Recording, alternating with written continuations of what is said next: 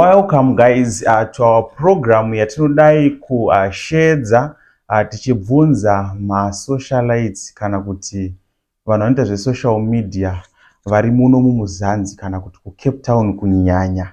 Zvino vanodai kutaura nguva ino iyi ndiTytie akagara Tsanokadzi. Anonge vazhinji vanomuziva Tsanokadzi vanosingomuona pasocial media achiita zvaanenge achiita nguva nenguva. Achiita hudobi-dobi hwake. Zvino nhasi ndaona zvakanaka kuti ndimushedze timbotaura naye tizive tibvunze zvakawanda about iye. Ndaona kuti handingati about him or her because hatisati taziva about iye maiziva. Saka muzuva ranhasi tichange tichibvunza zvese, uyezve kana ndasiyirira zvimwe zvekuti munoda kuziva munongozviisa mucomment section tozomushedza zvekare achipindura zvamunenge mabvunza mucomment section. Zviri sei Tsanokadzi? Ndiri sei Tytie? Ndine mufaro ini. Kuri sei kumba nemuCape Town iri sei weather? Kuri kumba weather muCape Town mawani yakangotomeresa semasingle zvingodaro. I guess kune vanhu vari mumarelationship okay. Yeah. But kuri kunaya nditi? But why is it tiri kuZimbabwe kana kuchinaya tinotongotanga kuona mapadza musoro medu, kutanga kungoona munda. But it seems like kunoku kukangonaya makutanga kutoona magumbeze nemabedroom. Chii chiitika? Because chii chinomboitika? Ndo zvinoratidza kuti kusiyana kwenzvimbo kunoku South Africa uko kuZimbabwe. Saka panonaya mvura also it depends nemaseason. Saka kunoku zvatongogara mostly like tikangoti kwese actually like tiri kuZimbabwe kana tiri muwinter senguva yakadai sokupanaya you find kuti vamwe vanhu vanotoenda mumagardens kunorima nekusima zvakawanda. But when it comes here in South Africa you don't even see anything zvakangodaro. Kukatongonaya people tend to they tend to wear zvinhu zvinodziya nekugara mudzimba dzavo, nothing much, nothing less. Yeah. Wow. Okay, zvisine hazvo toda kutanga nemubvunzo wokutanga toda kuziva kuti who is Tsanokadzi? Okay, Tsanokadzi, it's a boy akazvarwa kwaMutare. I was born and raised Mamutare in Chikanga phase 1. I went my primary I did it Chikanga primary grade 1 to grade 7. Then my high school I did it at St. Joseph High School Mutare. Ndikazoenda paMutare Boys High, and then my A level ndakanodzidza pa First Class Academy muSakuva. And then after I tried to convince my parents kuti ndite pursue beauty therapy, and then they were against it and it. So I later on found my way up to here to Cape Town. Oh, okay.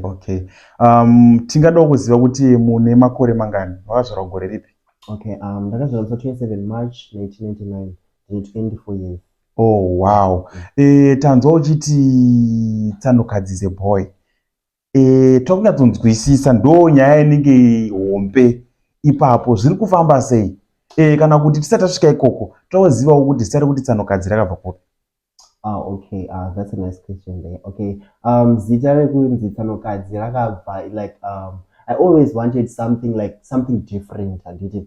So I always loved social media because back then I used to like, because I think I can relate to high school. I did my computers as a practical. So they introduced us, like it was a lesson against social media. So we were introduced social media. So takadzisa zvakawanda kuti people they come for social media, they have my stage names.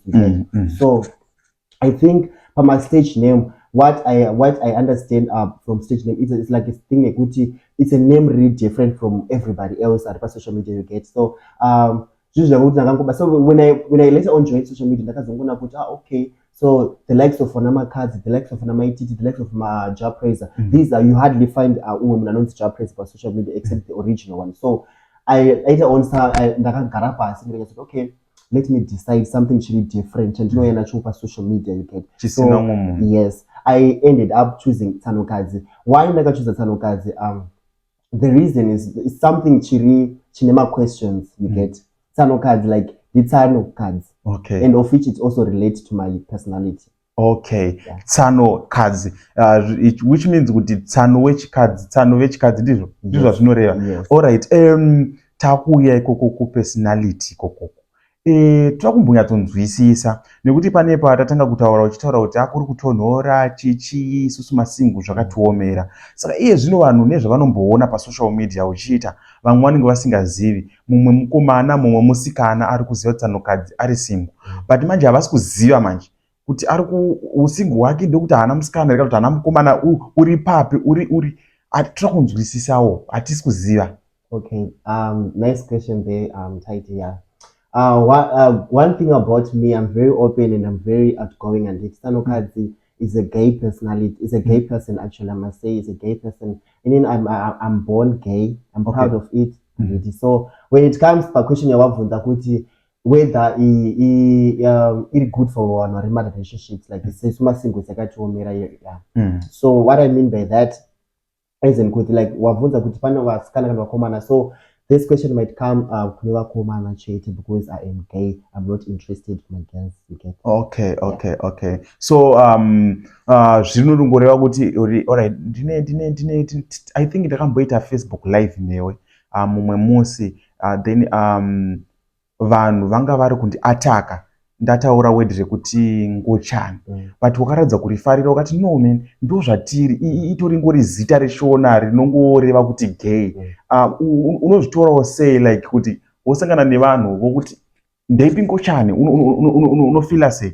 How do you feel? As for me, I don't feel offended. I'm proudly Zimbabwean, and I'm proud of my language, and Ngochani is a word that is Zimbabwean. No, never put it gay. So Ngochani ne gay.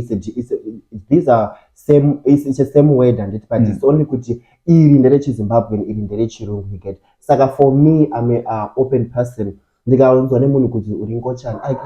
be happy because I don't need to fake. I don't need to like to show the other side because I'm not happy. I'm happy because that's what I am. Okay? So Ngochani for me, it's a word normal, and it's a non-offensive word. So it's okay with me. Okay, I think ndichadzoka panyaya yeugay Ngochani ipapo. Ndoda kumbobvunza kuti saka varoda kuziva more about ugay, rambai muchiona video because ndoda kuzozvitaura futi kumberi, asi zvinota kumboisiya. Ndoda kumboziva kuti tinokuona uri pasocial media, but some people maybe are confused, havasi kuziva kuti Tsanokadzi tumuona, yes, but kana ndichinomufollowa ndiri kuti ndiri kumufollowerei, ndiri kumufollowa anoita nezvei, like toda kunyatsoziva kuti iwe on social media uri ani, unoita nezvei. Okay.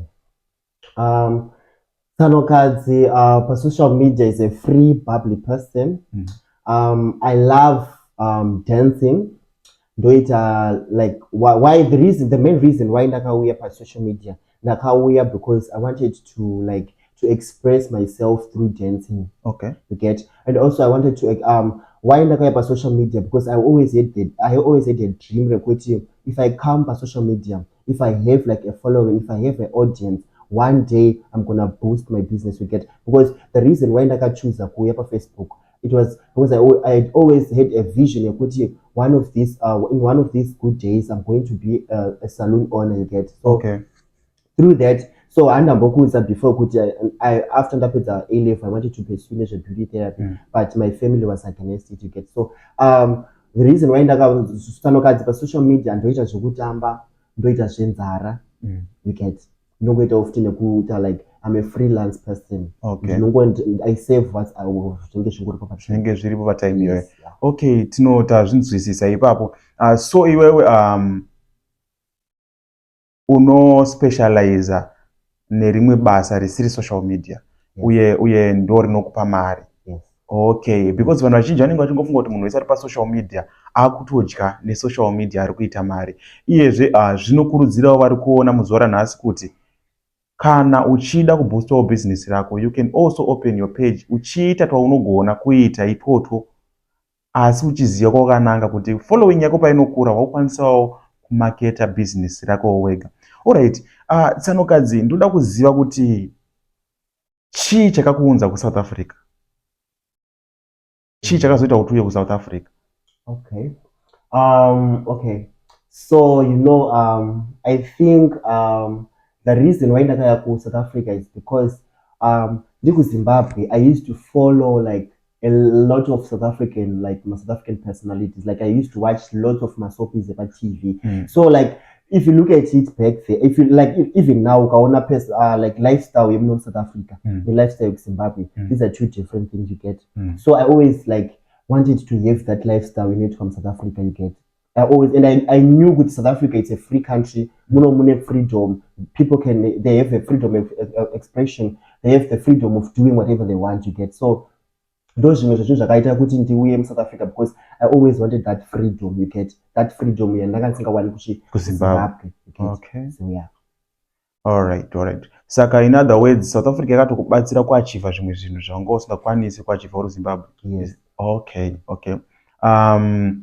Ndofunga tese tiri kupanzwisisa ipapo.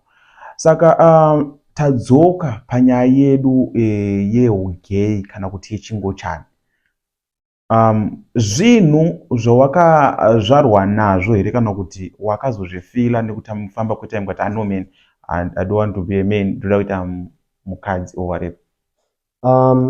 Yeah, that's a good question there. Yeah, like for me, I think like I don't say I think zvinhu zvandakatongozvarwa nazvo. Okay. Because if you look at it like kuva ndichiri mwana, I always like ndangoita zvinhu zvakangu zviri related to that. You get ku primary I was like company yangu primary those girls because I felt kuti there is a woman in me living in a man's body. You get. Okay. So like my interactions angu, like if you look 100% before my females, like everything I do, like my connections are they're females because feel like I belong to this community. You get.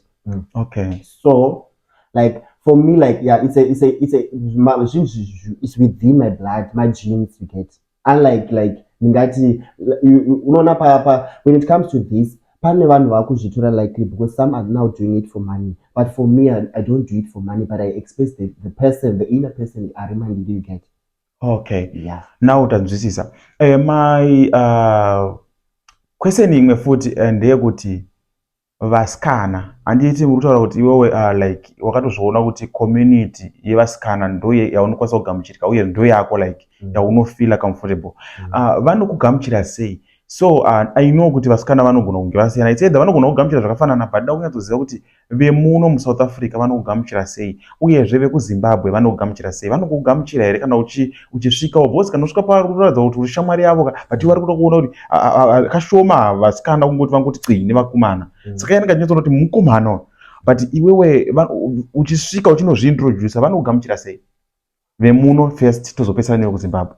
Okay, vemuno like what must I say? Like don't want to gamuchira like really welcoming because I think ndofunga like appearance inotongoratidza azvisi zvekuforceredza azvisi zveku like try kuda like fit in the community zvizvangogara zvingori naturally, so it's like it's just flowing naturally the way andinongo connect on my friends angu echikadzi like naturally because I don't need like to explain to them kuti guys can you accept me, can you welcome me, because vanotongozviona zvekuti oh this one is a anongodika, so you get I'm just trying kuti ubate center what I'm understand. So saka zvangofanira kuZimbabwe kana kuti kuZimbabwe kuneka different?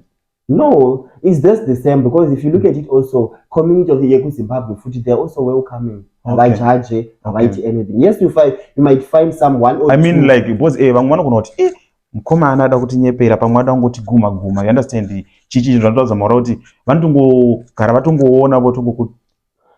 Yeah, but I don't ipapo yeah kune vakadaro you get, but for me azvishande because I think back then ndiri form 3 and it's form 3 ndopenda katanga kunyasa kuti unoza uri in puberty stage you get. So I started up developing my feelings to the same gender you get. And then my granny was like yo, so she was kind of confused kuti how come because they thought kuti this kid don't behave as same cards like at an early stage kusvika kunana form 2 form 3 they thought kuti achachinja but they ended up seeing kuti oh it's a thing chikutoenderera get. So they ended up to my surprise they brought a girl kumba kwedu and it akaunza musikana and then vakabva vandivharira muroom zvazvitombonya sono zvinoita semusikana akabvisa hembe zvese ini ndikabviswa hembe zvitombone zvichi chinoitika but hapana chakaitika ndo zvitongo nangwe hapana, there was no reaction, you get. So vakatoti takumuisira musikana ndakaisirwa musikana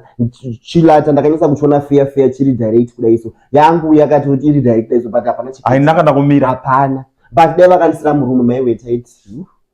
but ndambobvunza futi ipapo inombomira here, like ukubvunza kuti inombomira here, like as ndine musikana kana kuti I mean kuti just maybe it's just a question, inongombomira here. As for me, yangu haimire Tytie, like as in like ndingori as a person, like and haimire, but ndikaona maybe someone munhurume akashama, you get, my feelings angu they rise. Okay, yeah, you get. Saka tiri ipapo tichida kuenda mberi, zvauri munhu anoda varume, unenge uriwe murume here kana kuti unenge uri mudzimai kana kuti munokwanisa kungochinjana? As I've mentioned before, kuti I am there's a woman trapped in a man's body, so okay, which means I'm a woman. Unenge uri mukadzi. Alright. Saka da kubvunza kuti why wati iwewe ukaona murume unenge wanakirwa naye inomira, inozomira sei iwe uri mukadzi? No, Tytie, handiti ndakudza kuti there's a woman trapped in a man's body. As you see me physically, there's ndiri murume, handiti handina mazamu izvi zvandikuona, ndine blamp, handiti. Saka obvious ka blamp rinomira washona.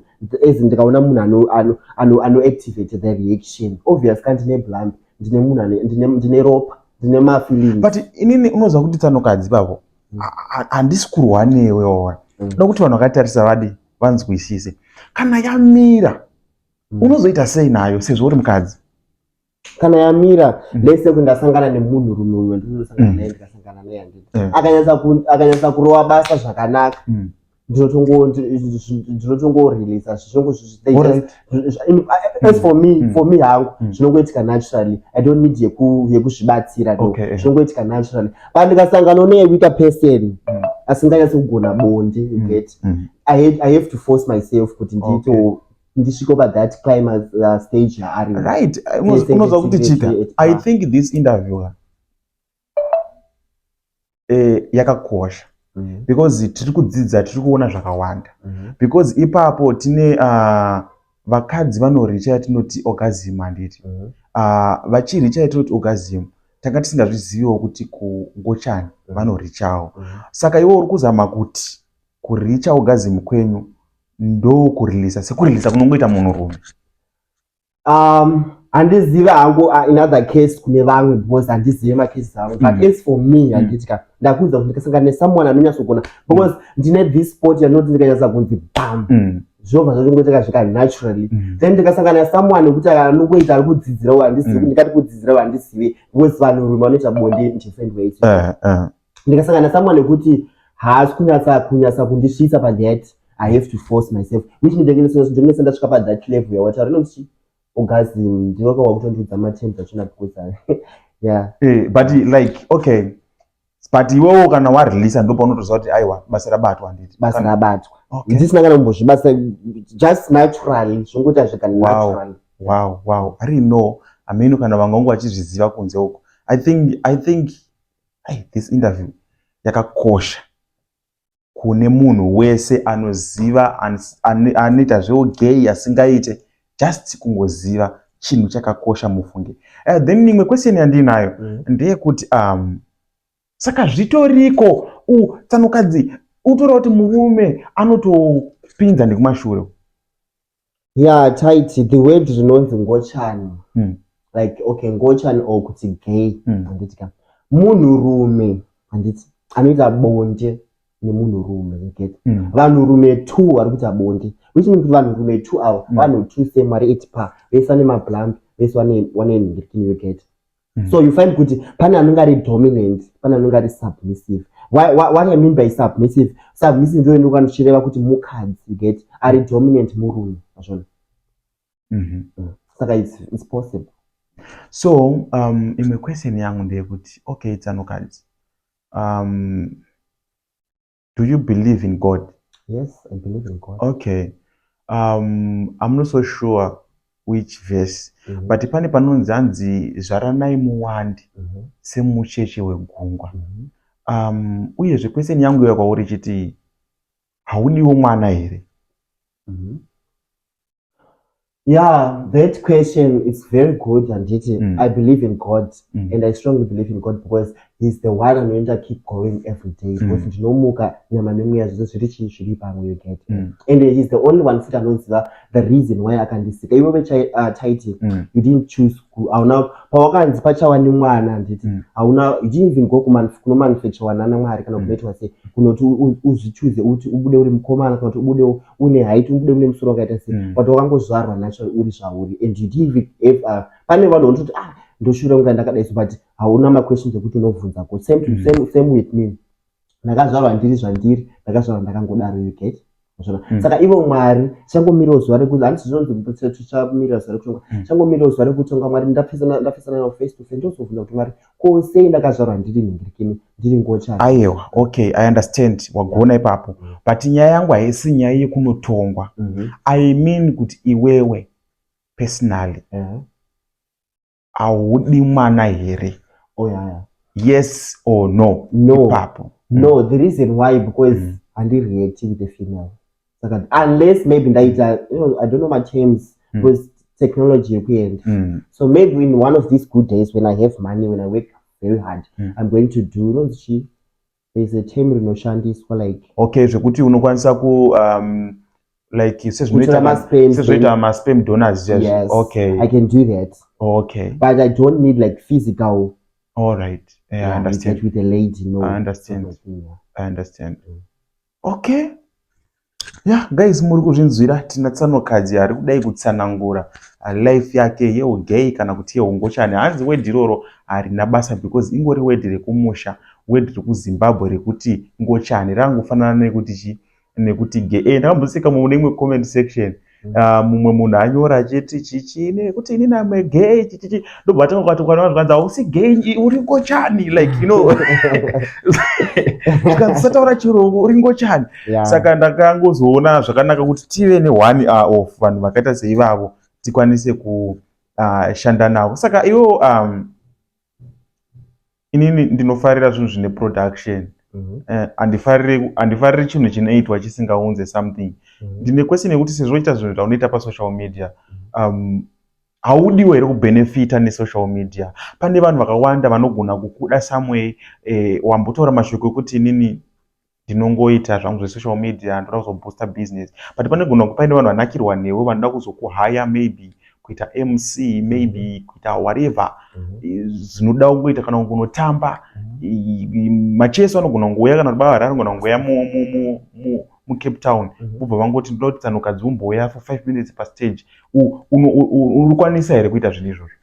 Yeah, ndinokwanisa. It was also one of my main aims why ndakajoina social media kuti ndizowana ma-endorsements, you get?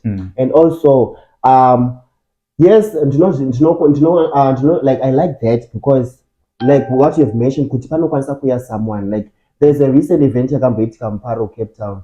I used to have a dance group. Because I used to have a dance group, and then we were hired actually. We went to perform. All right. I don't know if you watched the video. We went to perform Muparo, so I just pray one of these good days as we grow, more opportunities come. Yeah, I would like to be in those. Okay. Muri kungonzwa Tsanokadzi she. Okay. She is multi-talented.